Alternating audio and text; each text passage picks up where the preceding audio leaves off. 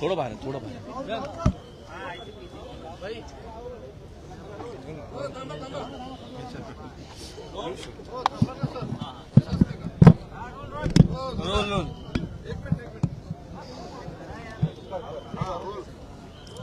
तुम्हाला वाटतंय का इथं हुरडा खाऊन विदर्भावर अन्याय होतो? नाही, असं मला वाटायचा विषय नाही. असं होऊ नये यासाठी मी सावधान खबरदार करतो. विदर्भ मराठवाडा वैधानिक विकास मंडळ आता इथून एक पत्र चाललं, उत्तर येत नाहीये. आज मी आमदारांच्या सह्या घेऊन ही आग्रही मागणी करणार आहोत की आमचा हक्क आहे. वैधानिक विकास मंडळ हे 371(2) नुसार आमचं संरक्षक कवच आहे. तुम्ही जर हे संरक्षक कवचच काढून टाकलं तर जो निधीचा उपयोग आहे तो विदर्भासाठी होणार नाही. आता असंच होत आहे. नोकरीच्या बाबतीत जेव्हा मी विचारलं की विदर्भाच्या लोकसंख्येच्या अनुपातात करारामध्ये तरतूद आहे, नोकरी दिली पाहिजे, तर दिल्या जाते का? तर ते सांगताय की वैधानिक विकास मंडळ अस्तित्वात नसल्याने यावर आम्ही भाष्य करू शकत नाही. निधीच्या संदर्भामध्ये दाखवताना, अर्थसंकल्प देताना निधीचं समन्वयी वाटप दाखवलं जातं, पण तसा खर्च झाला का याची यादी मागितली जाते तर त्याचं उत्तर येत नाही. आणि म्हणून मी आग्रही भूमिका मांडली की विदर्भामध्ये येऊन हुरडा खा.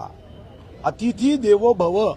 तुम्ही आमच्यासाठी देवासमान आहे, पण वर्तणूक ही देवाची ठेवा, देणाऱ्याची ठेवा. तुम्ही इथं येऊन हुरडा खाऊन वापस जाल तर हे विदर्भाच्या आणि मराठवाड्याच्या जनतेवर अन्याय करणारं आहे. आणि या दृष्टीने माझा आग्रह राहिलाय की ज्या विदर्भामध्ये, ज्या नागपूरला मी हृदय मानतो, देशाचं हृदय मानतो, त्या हृदयस्थानी बसून जर आम्ही सर्वंकष विचार केला नाही, या विभागातील आमच्या आदिवासी बांधव बंधू भगिनी असेल, अनुसूचित जाती जमाती बंधू भगिनी असेल, इथं असणारा मोठा वर्ग हा गरीब आहे. आजही आमच्या विदर्भात 125 जे तालुके ह्युमन डेव्हलपमेंट इंडेक्समध्ये 60 आमचे आहे. तर म्हणून मग अन्याय करू नका ना. तुम्ही उद्योग पुणे विभागात, रस्ते पुणे विभागात 11 लाख कोटीचं काम मुंबईकडे, मग आम्ही काय करायचं? म्हणून वैधानिक विकास मंडळ पाहिजे. ते संरक्षक कवच आहे. भाऊ, तुम्ही निधी संदर्भात म्हणाला एका गावामध्ये सीमावाद निर्माण झालाय. तिथल्या गुजरात सरकारनं थेट 500 मीटर आत येऊन स्वतःचे बांबू ठोकलेत आणि म्हणून गावकरी आक्रमक झाले. पालघर घुसखोरी करते असं गावकऱ्यांचं म्हणणं आहे. असं कोणी बांबू ठोकून आतमध्ये आले असेल तर त्याचं उत्तर महाराष्ट्र सरकारने दिलं पाहिजे. त्याचा गुजरात महाराष्ट्र असा वाद नाही, हा सामान्य वाद आहे. याला काही एखाद्या पक्षाशी जोडण्याची आवश्यकता नाही. आता चंद्रपूर जिल्ह्यामध्ये 14 गावं, तेलंगणा आणि महाराष्ट्राच्या वतीने 14 गाव, त्या 14 गावामध्ये 2-2 सरपंच आजही आहे. पण जेव्हा गावकऱ्यांना आपण विचारतो तर ते आग्रही नाहीत, कारण त्यांना दोन्हीकडच्या योजना घेता येत आहेत. त्याच्यामुळे ते म्हणतात की आम्हाला आनंदी आहे, तुम्ही काय एक फूल दो मागी है तो हमको क्या चिंता है. अशी अडचण संदर्भात म्हणालात एकीकडे आपण जर पाहिलं तर अब्ज अनेक कोटी रुपया मुख्यमंत्री सहायता निधीमध्ये गोळा झाले. पण माहिती अधिकारातून असं प्राप्त झालं की ऑक्टोबर महिन्यात फक्त जे पूरग्रस्त शेतकरी आहेत त्यांना फक्त 75,000 रुपये दिले गेले. नाही, मला माहित नाही. फक्त एकच गोष्ट आहे की मुख्यमंत्री निधीमधून आपण पूरग्रस्त शेतकऱ्यांना मदत, हा त्या मुख्यमंत्री निधीच्या सहायता कक्षाचा साधारणतः उद्दिष्ट नाही आहे. त्यासाठी सरकार आहे, एनडीआरएफ आहे, एसडीआरएफ आहे, मदत पुनर्वसन विभाग आहे. सीएम फंडाचा उपयोग हा अशा आजारासाठी साधारणतः आपण करतो की ज्या आजार जीवनदायी किंवा अशा आयुष्यमान भारत योजनेमध्ये बसत नाही, गरीब कुटुंब आहे, या दोन्ही योजनेमध्ये न बसणाऱ्यांना मदत केली पाहिजे. आणि त्यातून आरोग्यासाठी आपण मदत करतो. पूरग्रस्त किंवा अशा विविध विषयांसाठी सरकारमध्ये अनेक विभाग आहेत की ज्यांच्याकडे निधी उपलब्ध आहे. इव्हन आपल्या डीपीडीसी मध्ये सुद्धा या संदर्भामध्ये आपण 5% निधी राखीव ठेवतो. पुणे जमीन प्रकरणामध्ये मुंबई हायकोर्टाने आता पुणे पोलिसांना झापलेलं आहे. त्यांचं असं म्हणणं आहे की उपमुख्यमंत्र्याचा मुलगा आहे म्हणून तुम्ही त्याचं नाव त्या गुन्ह्यात टाकलं नाही का, असं थेट फटकार दिला आहे पोलिसांना. ठीक आहे, पोलीस उत्तर देईल. ते मी उत्तर कसं देईल? मी काही मंत्री नाही आहे. मला काय माहित राहील त्यांनी काय फटकारलं, काय झिडकारलं, काय शिव्या दिल्या, मला माहिती नाही.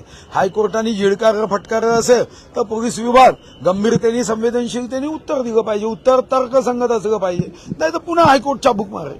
सर, उद्धव ठाकरे आता 2 दिवसीय अधिवेशनासाठी येत आहात, काय सांगाल? विरोधक एकीकडे नाही, त्यांना माझा एक सल्ला आहे. त्यांनी वैधानिक विकास मंडळ होऊ दिलं नव्हतं, आता चूक दुरुस्त करावी. आणि त्यांनी विधान परिषदेमध्ये विदर्भ मराठवाड्यावर प्रेम व्यक्त करत या ठिकाणी विदर्भ आणि मराठवाडा वैधानिक विकास मंडळाची मागणी ही उद्धव साहेबांनी मांडावी.